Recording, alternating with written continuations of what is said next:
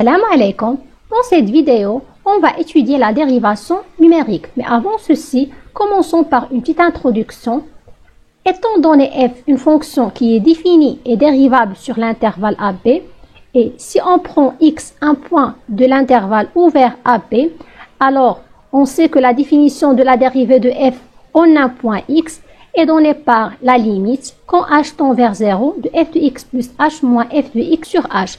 Si cette limite existe, alors n'est que f' de x. Mais la question qui se pose, si on sait calculer la dérivée de f en un point x, pourquoi alors étudier la dérivation numérique? Alors dans le calcul analytique des dérivées, il est souvent, soit il est difficile de calculer la dérivée, ou bien on prend un temps qui n'est pas négligeable pour calculer la dérivée d'une fonction. Et parfois on ne sait pas l'expression de f de x, mais on sait uniquement la fonction f de x en des points xi et f de xi. Dans ce cas-là, on ne peut pas calculer directement la dérivée. C'est pour cela on va étudier la dérivation numérique qui va donner la solution de ces deux problèmes. Alors dans la dérivation numérique, on va prendre f une fonction qui est suffisamment dérivable sur l'intervalle AB et on se propose de calculer l'approximation de f' de x. Alors qui dit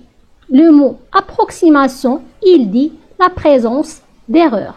C'est-à-dire l'expression qu'on va trouver de f' de x, ce n'est pas une expression exacte, mais une expression approchée. C'est-à-dire, on va obtenir f' de x, il va égaler une fonction, par exemple g de x plus e de x, avec e de x, c'est l'erreur d'approximation. Et pour calculer la dérivation numérique, on a trois formules. La formule de différence progressive, puis la formule de différence régressive et à la fin, on va étudier la formule de différence centrale. Commençons tout d'abord par connaître la formule de différence progressive. Étant donné h qui est strictement positif, tel que x plus h appartient à AB. Si je prends l'intervalle AB et ici je prends x, alors x plus h, c'est ce point-là. C'est-à-dire ici, on a h qui est strictement positif. On voit que x plus h se situe à droite de x. Et on va utiliser la formule de Taylor à l'ordre de j'ai f de x plus h qui est égal à f de x plus h fois la dérivée de f en x plus h au carré sur 2, la dérivée deuxième en c.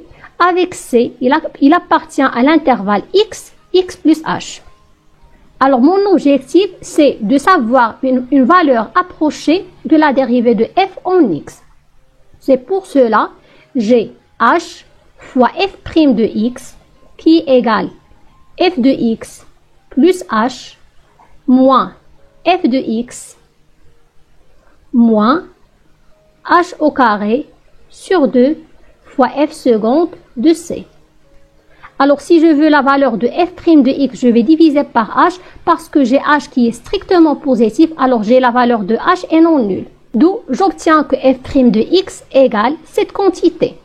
Alors f' de x égale f de x plus h moins f de x sur h plus moins h sur 2 fois f seconde de c.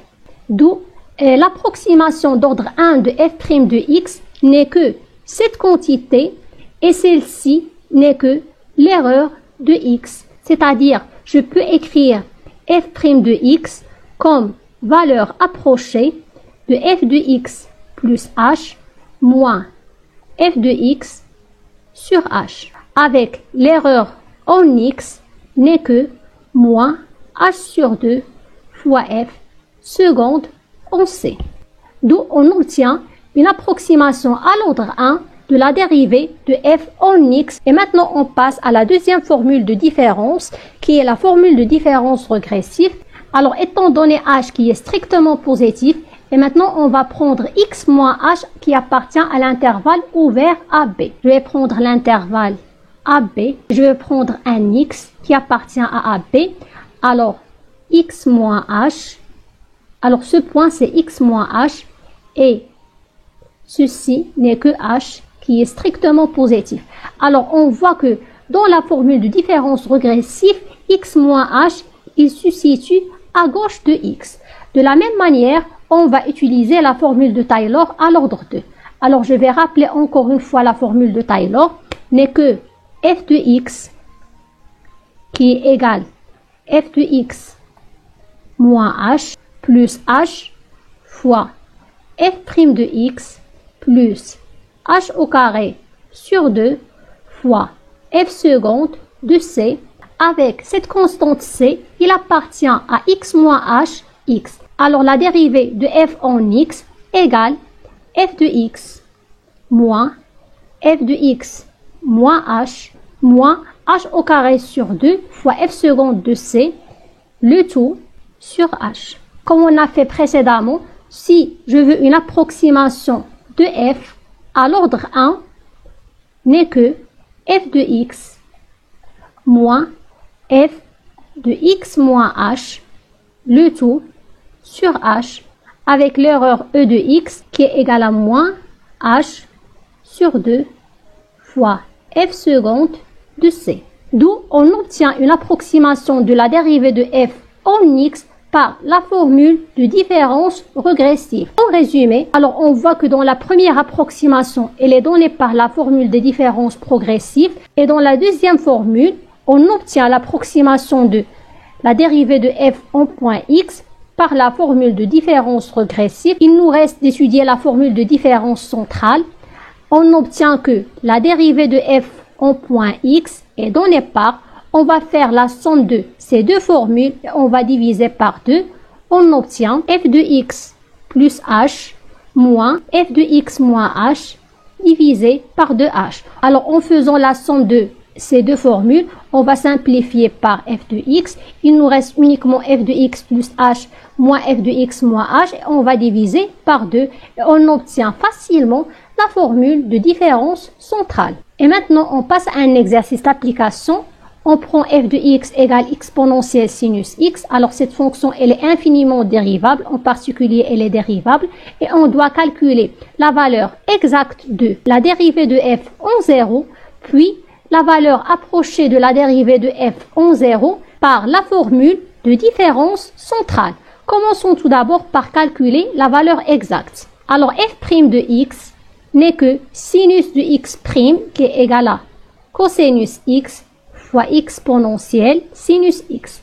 Alors, si on veut calculer la dérivée de f en 0, égale cosinus de 0 qui est égal à 1 fois exponentielle 0 qui est égal à 1, 1 fois 1, c'est 1. Alors, la valeur exacte de la dérivée de f en 0, c'est 1. Maintenant, on passe au calcul de la dérivée de f en 0 par la formule des différences centrales en prenant que h égale 0,1. Je rappelle la formule de différence centrale, elle est donnée par la formule suivante.